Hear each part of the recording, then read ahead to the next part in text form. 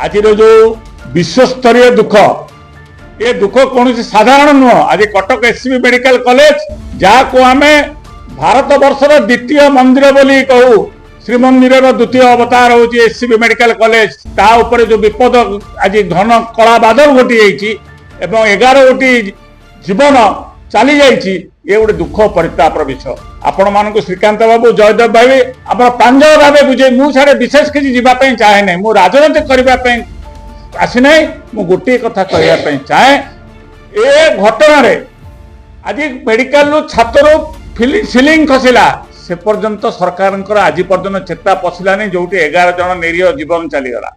तेणु आम दाबी करुचु स्वास्थ्य मंत्री नैतिकता दृष्टि इस्तीफा दिंतु, ना मुख्यमंत्री बर्खास्त करंतु एवं मेडिकल सुपरिटेडेंट को तुरंत गिरफ्त करा गिरफ्त करा संपृक्त रोगी मान मागणार स्वास्थ्यगत चिकित्सा दे। ये हूँ आम दाबी। आपण मान पुणी धन्यवाद आम कॉर्पोरेटर कामेश जे कि राति अधर रही आज पर्यंत सकाल पर्यंत काम कर, अशेष अशेष धन्यवाद दे मो वक्तव्य।